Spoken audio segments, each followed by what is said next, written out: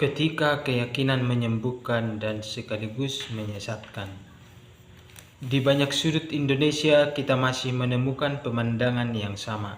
Seseorang terserang penyakit serius, stroke, gangguan lambung, atau penyakit kronis lainnya, namun alih-alih menuju fasilitas medis, ia justru mencari jawaban di tempat lain, ke makam leluhur, ke orang pintar, atau kepada praktik-praktik yang secara ilmiah sulit dipertanggungjawabkan. Lebih menarik lagi, praktik ini tidak hanya bertahan tetapi juga diperkuat oleh testimoni. Saya sembuh di sana. Pertanyaannya, apakah mereka benar-benar sembuh atau kita sedang salah memahami apa yang sebenarnya terjadi? Disinilah pemikiran Daniel E. Moorman menjadi relevan. Dalam bukunya ia menjelaskan bahwa apa yang sering kita sebut sebagai placebo sesungguhnya adalah meaning response, respon tubuh terhadap makna. Tubuh manusia tidak hanya bereaksi terhadap zat kimia, tetapi juga terhadap harapan, keyakinan, dan simbol. Ketika seseorang percaya bahwa ia sedang ditolong, tubuhnya bisa merespon secara nyata. Stres menurun, rasa sakit berkurang, bahkan kondisi tertentu terasa membaik. Dengan kata lain, sebagian dari kesembuhan itu memang nyata, tetapi bukan karena kekuatan mistisnya, melainkan karena kekuatan psikologis manusia itu sendiri. Namun, disinilah letak persoalan yang lebih dalam dan lebih berbahaya.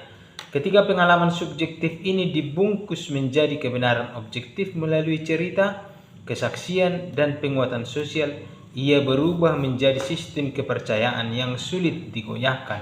Orang tidak lagi berkata, "Saya merasa lebih baik," tetapi itu memang menyembuhkan. Perbedaan ini kecil secara bahasa tetapi besar secara dampak. Sebab pada titik ini yang terjadi bukan lagi sekedar proses penyembuhan, melainkan distorsi pemahaman. Lebih jauh lagi, fenomena ini tidak bisa dilepaskan dari realitas sosial, keterbatasan akses, kemiskinan, dan rendahnya literasi kesehatan. Dalam banyak kasus, pilihan terhadap pengobatan non-medis bukanlah bentuk penolakan terhadap ilmu pengetahuan, melainkan hasil dari ketiadaan pilihan yang layak. Ketika rumah sakit terasa mahal, jauh, atau rumit, maka alternatif yang tersedia sekalipun tidak ilmiah menjadi terlihat sangat rasional. Namun yang perlu dikritisi bukan hanya masyarakatnya, melainkan ekosistem yang membiarkan ini terus berlangsung. Ada situasi di mana ketidaktahuan justru dipelihara. Minimnya edukasi, lemahnya literasi kritis, dan derasnya penyebaran testimoni tanpa verifikasi menciptakan lingkungan di mana kepercayaan lebih kuat daripada pengetahuan. Dalam kondisi ini, kebenaran tidak lagi ditentukan oleh bukti, tetapi oleh seberapa sering sebuah cerita diulang.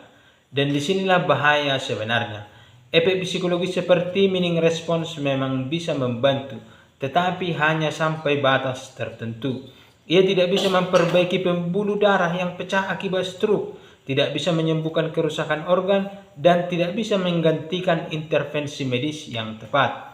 Ketika efek ini disalahpahami sebagai penyembuhan total, maka ia justru menjadi penghalang bagi pengobatan yang sesungguhnya dibutuhkan.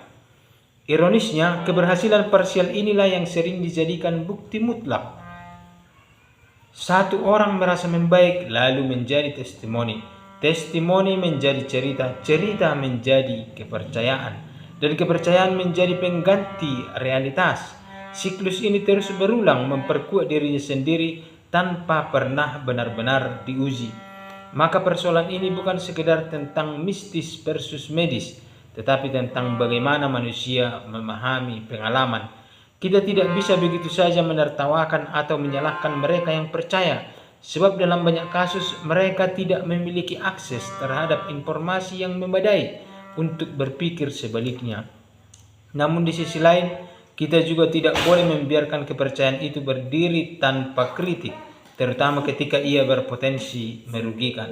Di titik inilah pendidikan dan literasi menjadi krusial. bukan sekedar memberikan informasi, tetapi membentuk cara berpikir.